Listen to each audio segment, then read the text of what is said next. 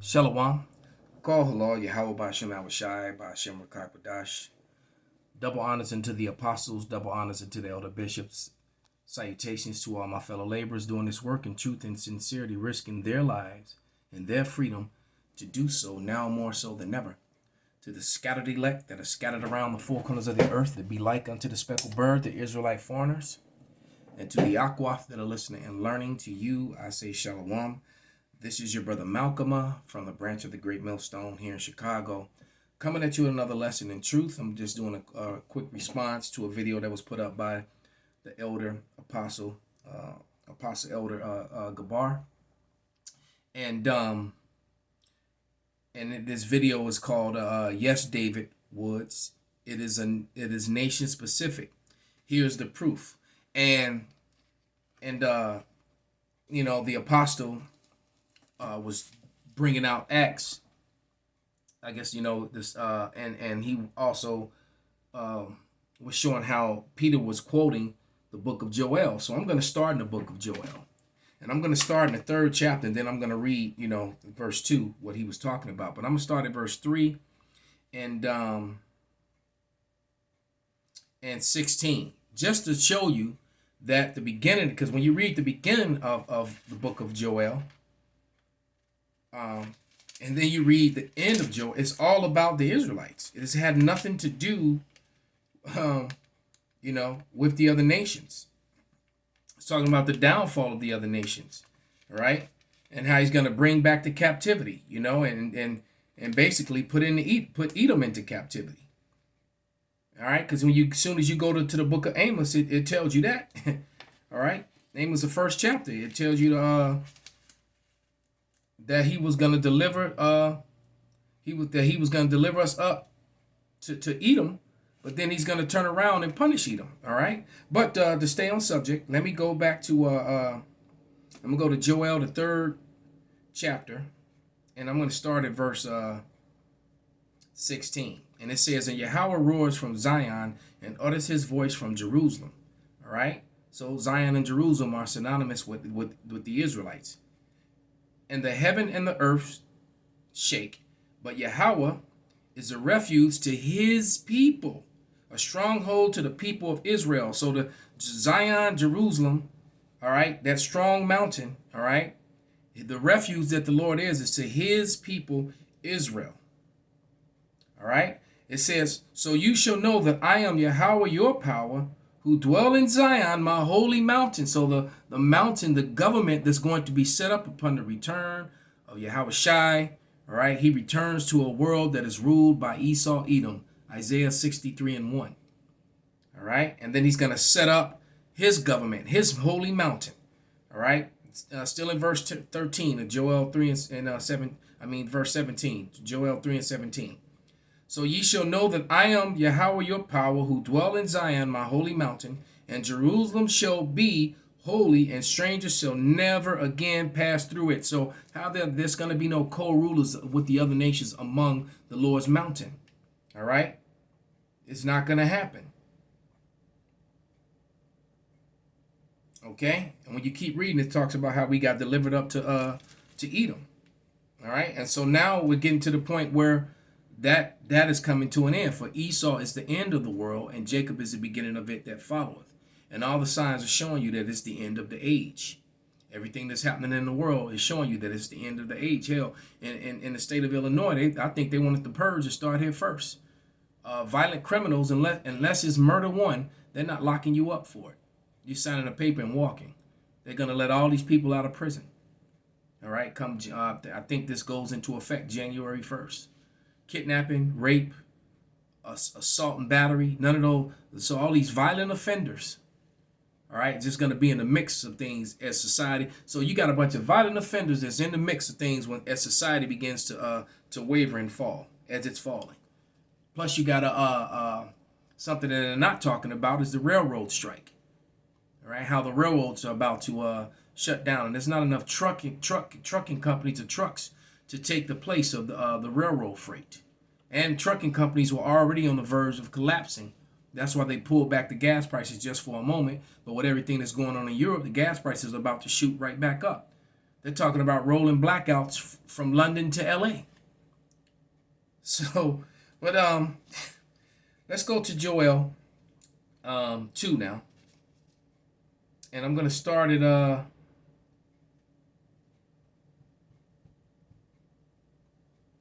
verse 23. Okay? And it reads, "Be glad, O sons of Zion, and rejoice in Yahweh your God." So once again, all like in the last section I just read, you had all those personal pronouns. It said his people, all right, the people of Israel, you know, my holy mountain. It's like I've said before, so many times before, when you take, if we were reading the Harry Potter novels and breaking them down, they would have no problem with the he and the they and the she and the hers and the ours, the personal pronouns and the adjectives. All right, when it's talking about the house, and the main house was Gryffindor.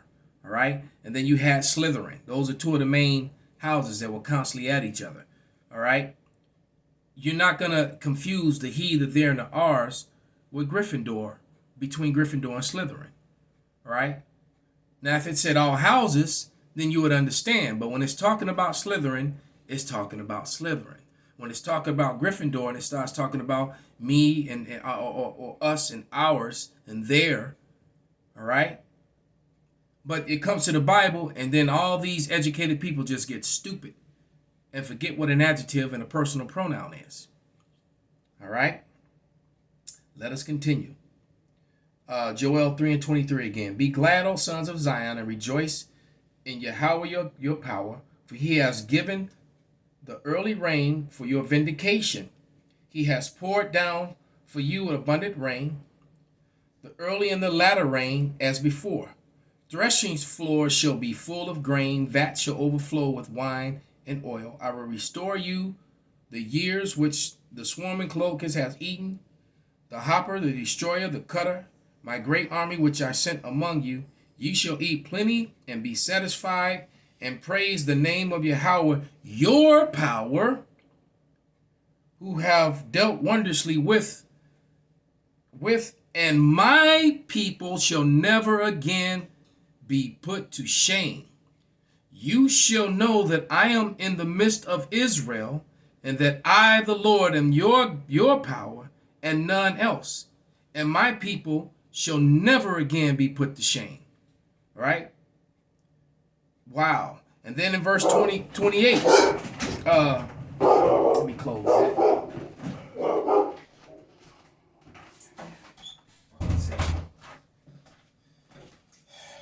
All right? Verse 28, and it says, "And it shall come to pass afterward, I will pour out my spirit on all flesh, your sons and your daughters." Now, who was the subject matter here? Because you get to the New Testament and these scholars begin to lie. All right?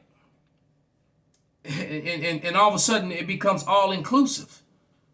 All off, not even, it's not off misunderstandings, it's off purposeful lying. It's not it was, oh, oops, it was a misunderstanding. They lied, they just straight out lied. So here, now that we got this wonderful Bible, we're going to go to the notes, to the annotated notes. All right? So let's go to the annotated notes where it says, you see where my thumb is? Right there. The outpouring of the Spirit and its signs for telling the great day, the 28 through 29, for Joel, all flesh meant primarily the Jews. Then it tries to say down here, for Peter at the Pentecost included all nations. That's not true. That's not true at all.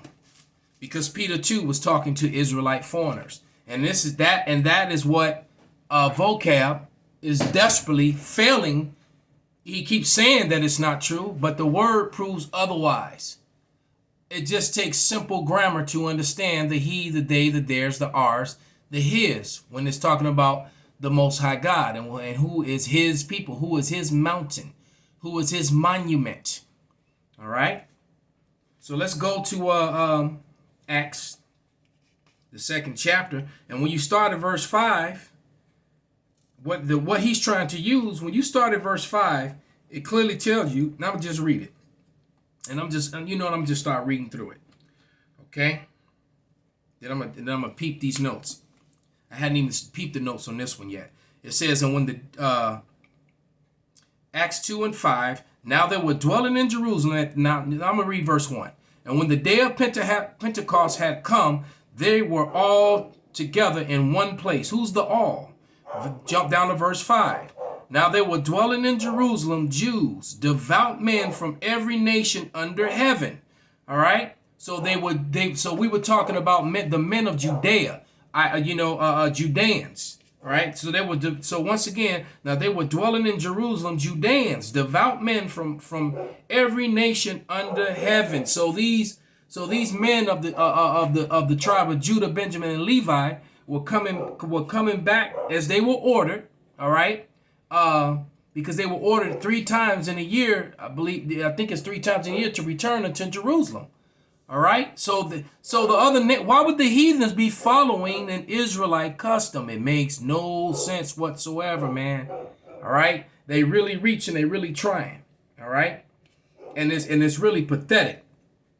All right. And so when you go to verse 9 all the way down to verse 10, it tells you that all the nations, 16 nations in total, that they were coming. Let me just read it. It says Parthians and Medes and Elamites and the residents of Mesopotamia, Judea, Cappadocia, Pontus and Asia, Phrygia, Pamphylia, Egypt, and the parts of Libya belonging to Cyrene, and the visitors from Rome, both Jews and proselytes. All right. And so the proselytes were Israelites who were converting, who were coming back, who were believing because they had 400 years of the Grecian Hellenization.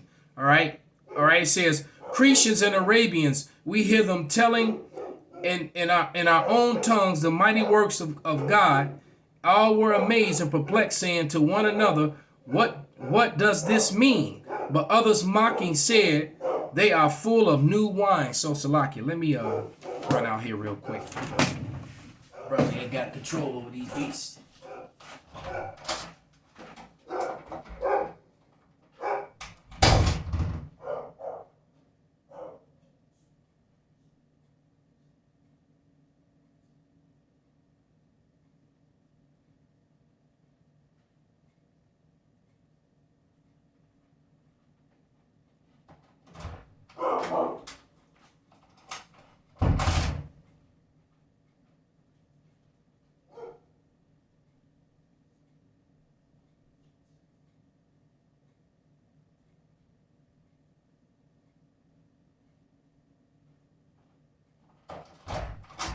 Salakia, that was number Satan right there.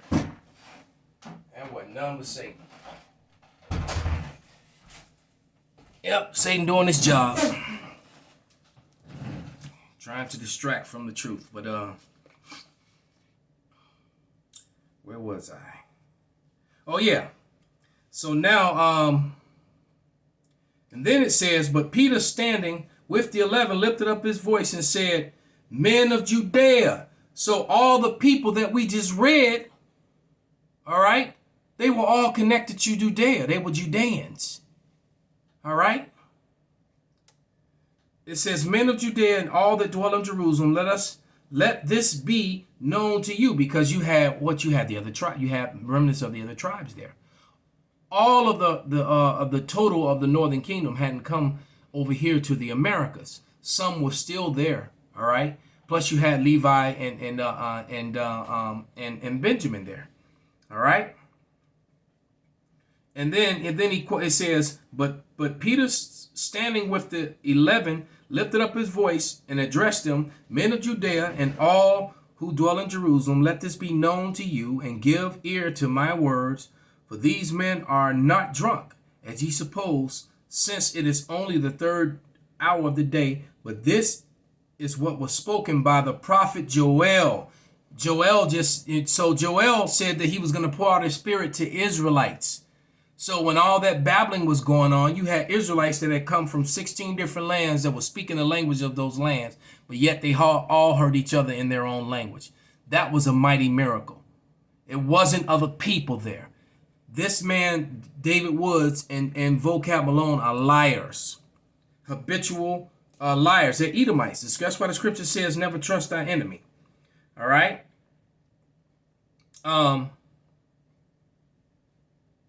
So let's go down. And then when you get up to here to 22, it even solidifies that it was talking to only Israelites, 21:22, because it says, and it shall be that whoever calls on the name of Yahweh, of the Lord, it doesn't say Yahweh, that's not all capitals there.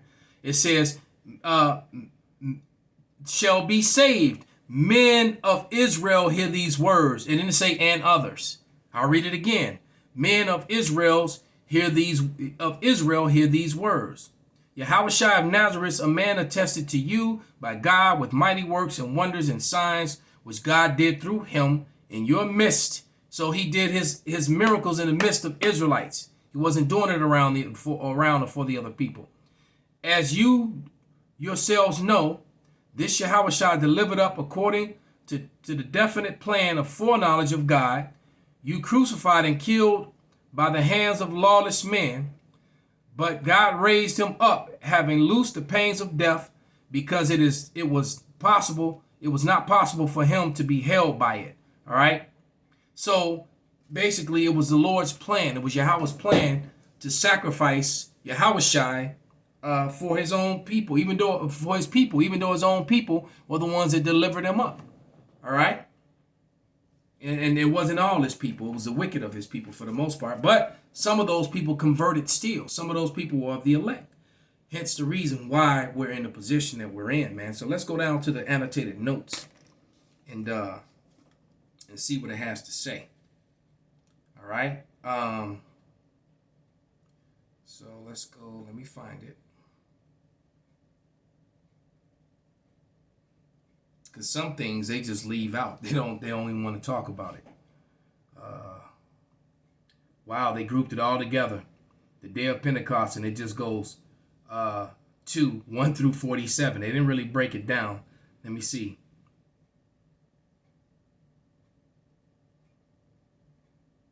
Wow, it says, okay, well, I'll read this part. Let's go to the annotated notes. This is also they still cutting themselves because they tried to group it all together and then get specific like they do in a lot of places because that was too plain. All right, it says, so look what it says.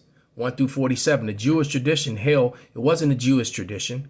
It's the 12 tribes of Israel, not the 12 tribes of Jewish. It was a Judean, it was an Israelite tradition, all right? Held that the law was given on this day, all right?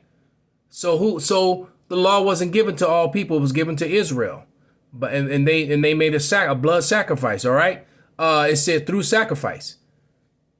Okay? So it doesn't really break it down. Let me see, 14 through 36. No, it doesn't get really specific at all. But it's telling you right there in the beginning, it was an Israelite tradition. All right? So it's not for all people. That is not true. Mr. David Woods, Mr. Vocab Malone. Okay? Then it says, it does say something about Peter's sermon. The gift of the Spirit to all flesh and not just to the chosen individuals. And that is a lie. Matter of fact, that's a complete lie because that's not backed up by the scriptures. Didn't say that at all. That's something they threw in there. As a matter of fact, we're going to get a little more proof. And we're going to go to what the scholars say. This group of Israeli scholars that I got the Youngs. You know what? I'm going to have to check the Youngs to see if it's in there too. I want the Zondervan's Salakia. So here's the Zondervan's Dictionary and Bible. I'm willing to bet it's in the Youngs too. I'm about to search it right after this. But and if I find it, I will do a video on it. That's for sure. But we're gonna go to elect and chosen.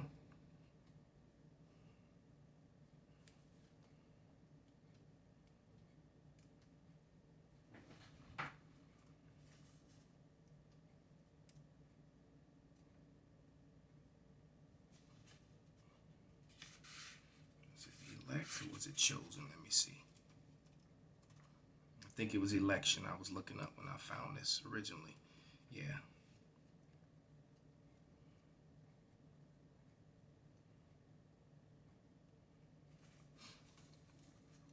Bear with me for a second. Found it. I should have remembered that. It's page 144, 145. All right. We're going to start at this is page 145 in the Zondervan's Compact Dictionary Bible, put together by Israeli scholars, a group of scholars, not just one. But it says, when the election refers to salvation, its objects are individual men. What's the title of this? Yes, David Woods, it's nation specific. Here's proof. All right. It says, when election refers to salvation, its objects are individual men. The concept of universal election is foreign to the scriptures, rather particular election. And when it gives you those scriptures are all Israelites. It even tells you that Esau doesn't have a chance. He's hated. It got Romans 9 and 13 right there. All right. So I hope this was an uplifting and edifying, video. So with that, I'm going to give all praises, all honor and glory unto Yahweh, by Hashem, Yahweh Shai, by Hashem, Rakak Wadash. Wa Abba Babal, Kwam Yasharala Shalom.